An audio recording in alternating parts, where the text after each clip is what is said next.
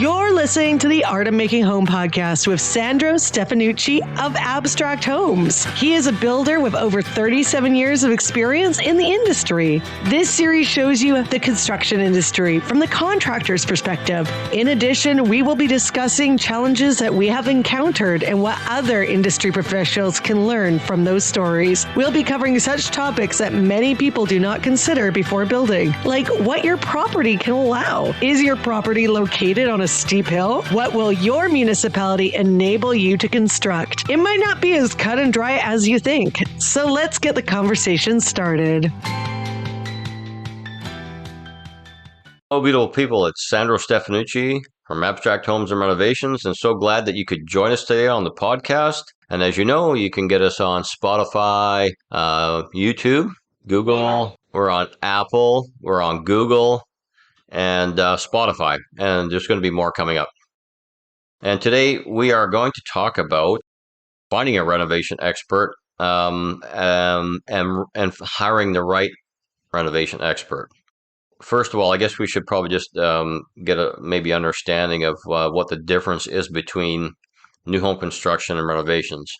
And surprisingly, some people don't know. They think that they're both kind of the same, and they're not. So the main difference that I tell people is that typically a renovation contractor is not licensed, meaning that with new homes and you're a new home builder in BC, you have to be licensed.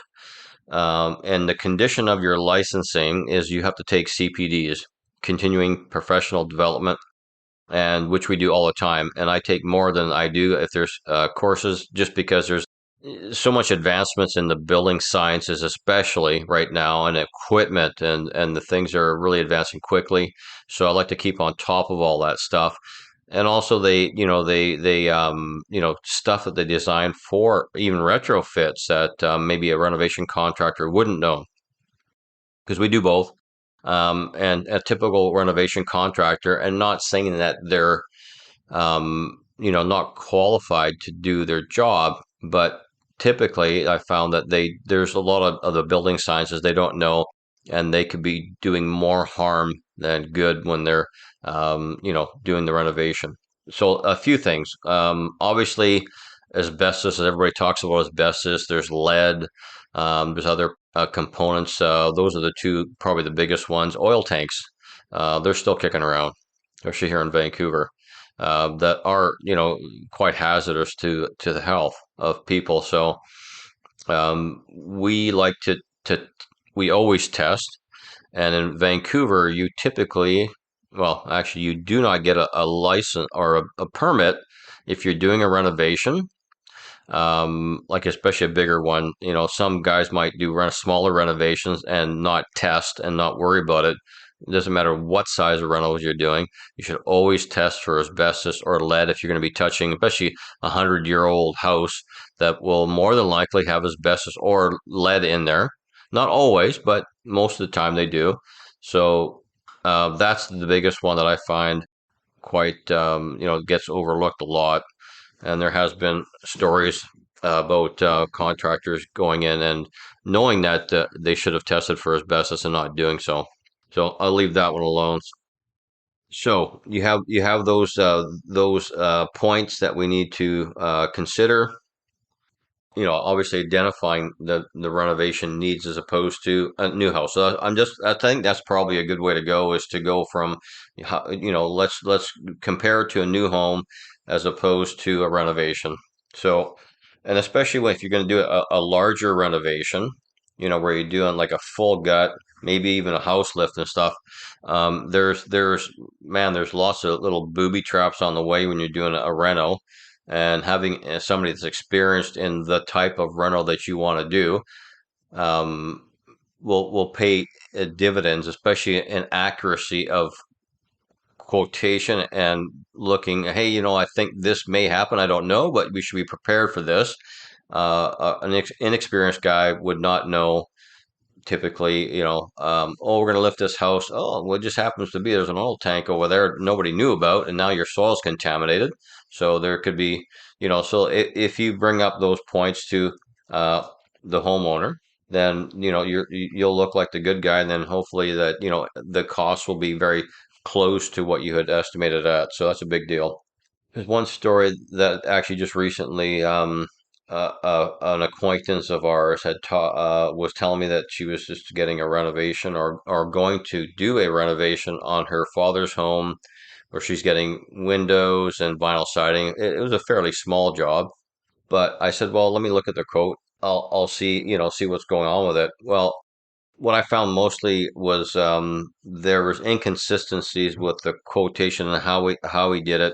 It was very vague. Oh, we're going to replace windows and we're going to replace vinyl siding. There was no mention of what walls are getting what type of windows are being put in there, right? So, and these are some of the points that I brought up to her. I says, well, you should know, where.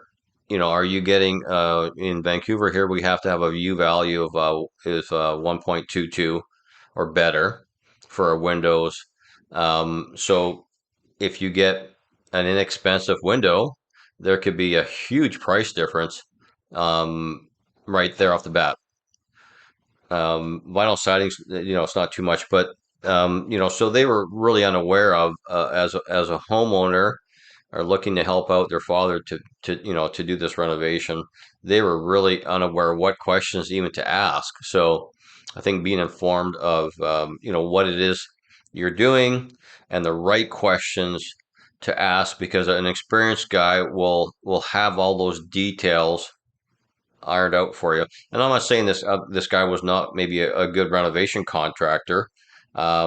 I think he was legit, but the quotation was not very good, and it leaves the homeowner vulnerable later on. When I thought you were going to do that wall, or you're going to do this, or you're going to replace that window. Well, it's not my contract, and it leads to too many misunderstandings. So I think that's a really important aspect of finding the right renovation guy for your job, or girl. There are females out there that are doing renovations too, and they do a great job. There's some building booby traps to look out for. I find a lot of structural down the road, especially some of these older homes. You can see over the years they've done some major renovations in some of them that and you can see the floor sagging down probably like an inch and a half in one spot, and they just put a couple of nails in and they tied two joists together. I was surprised that if it wasn't for the floor above it, the thing would have probably caved in on there. So I think structural. I think a lot of guys don't get the structural aspect of buildings. Well, again, I find that with some renovation contractors, not all, again, that they really don't understand that. And this could have been a homeowner, but I know for a fact that this house had somebody do a renovation on it, and I was actually shocked at how they put together some of the structural components. Even a recent one we're just actually working on. It was permit was taken out for this job. It's an old heritage home, and they added a floor to it, which they kept the old plastered roof 2x6 ceiling, and then they took off the top of the roof and they added another floor on top of this plaster ceiling. I thought it was an interesting way of doing it because they didn't want to disturb the ceiling on the original part of the home, so they just put a joist on top of it. But you have point loads that carry down through the house, and you could see where they were, but we could actually pull these. They were actually they were 4x6 LVLs, really strong lumber, but they were just sitting there. I could pull the whole thing out all the way down, so it was actually doing nothing for carrying point load. Um, and that was even with a permit taken out. So I don't even know how it got past the inspector, which blows my mind. Um, and even just connecting floor joists with a couple of nails on either side is just like ridiculous. But if you get a guy that knows what he's doing, he's going to do a proper job and make those little things like that obviously structurally sound. So what I look at, and I know I typically know that there's going to be something that that you're gonna be it's gonna be hiding behind the walls. It could be electrical. Again, it was that same job. Like the electrical was like unbelievably scary. I'm surprised again it wasn't there a fire was created in that home. So I know that going into these jobs typically, and so even if we were to say a budget, X amount of dollars budget. I'm going to say, you know what? If that's your max that you're what you want to do, say you're at $300,000 for this renovation. I don't say, okay, well let's stuff as much stuff as we can get in there for 300,000. I say no. If you want, then we need to scale it back. At least 20%, at least 20% to be on the safe side. So what are you going to do? You're going to go take 60 grand off of that, and then start with that number, and then so you're prepared to once you take it apart, you're prepared that you do have the money to fix the issues that might be there. Because we will not let a structural issue or something that's unsafe not get remedied. We just won't. We will not do it. We'll walk off the job if we're told not to do it. That's how important I think it is to do that. So that is again experience and a contractor. I know nowadays guys will just try to throw everything in there and then just hope for the best at the end, as you're doing the project, and say, well, I couldn't see that, so how am I supposed to know? But if you plan for it, knowing that you are going to end up with something in there, I think it's wise, and also the customer would appreciate that more so than just coming in and just trying to keep them happy about staying whatever that budget. We're just going to do this and then tacking it on later. I've seen that happen before, and it's not a good experience for either the customer or the contractor. Yeah, so you have to do those fixes that you need to do, because you got to, and a lot of times you have an inspector, and then we have a structural engineer.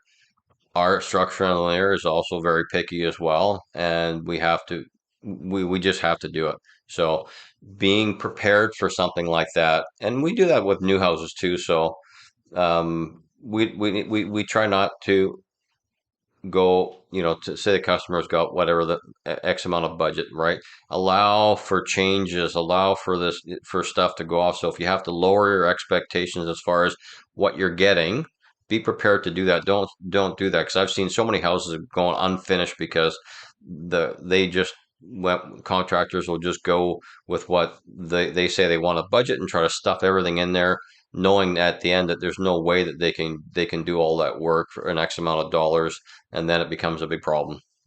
So I would think the qualities and expertise to look for in renovation contractors, experience, right? So, and particularly in the particular job that you want to do, right? There's never too much information. So a good contractor is going to be more than willing to explain the process and be very detailed about it. So that's the one thing that I would definitely look for, and then budgeting purposes and stuff like that.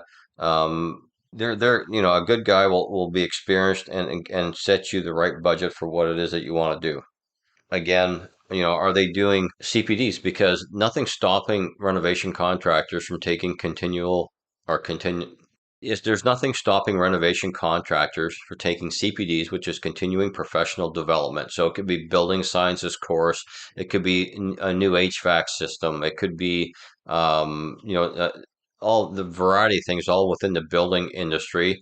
Wall assemblies and stuff like that.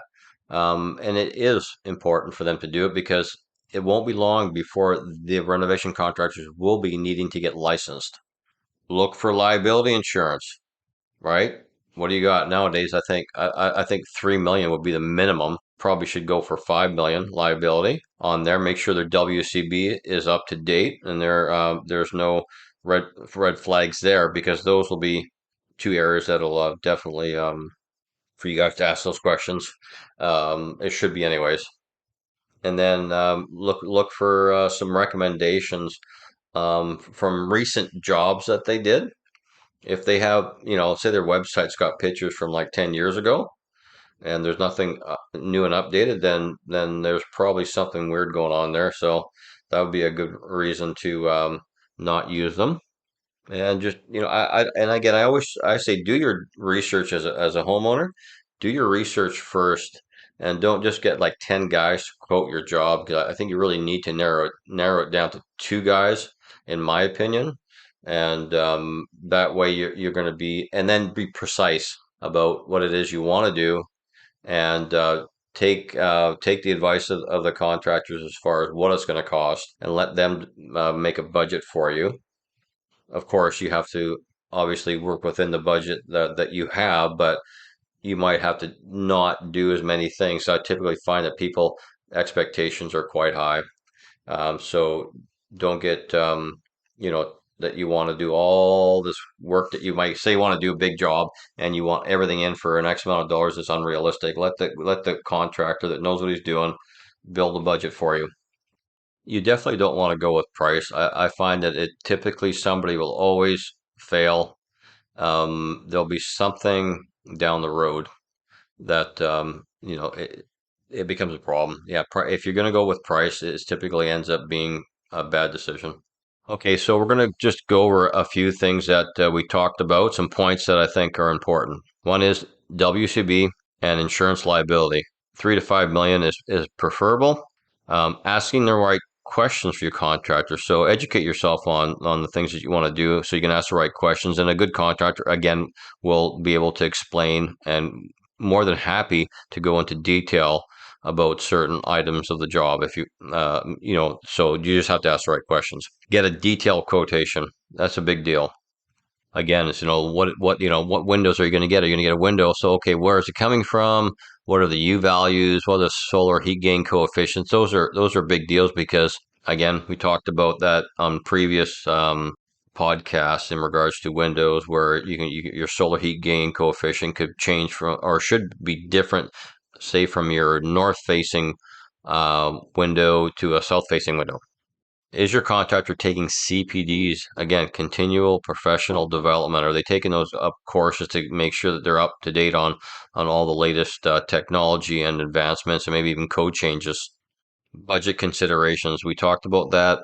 Never go to the max of what you think you can afford, and then have a problem later on down the road. Deduct at least 20% for contingencies, and allow your good contractor will be able to tell you what the budget is for what you want to do. That's it for now, guys. Take care. We'll talk to you soon. Thanks for listening. Make sure you follow us on Spotify, Apple, and Google, and anywhere where you get your podcasts. Bye for now. You're listening to the Art of Making Home podcast with Sandro Stefanucci, a home builder with over 37 years of experience in the industry. This series shows you the construction industry from the contractor's perspective, as well as what it's like to work with the many different types of industry experts, such as interior designers, architects, and subtrades. In addition, we'll be discussing challenges that we have encountered and what other industry professionals can learn from those stories. We'll be covering such topics that many people do not consider before building a home. Like, what can your property actually allow? Is your property located on a steep hill? Where is the location? What will the municipality enable you to construct? It might not be as cut and dry as you think, so let's get the conversation started.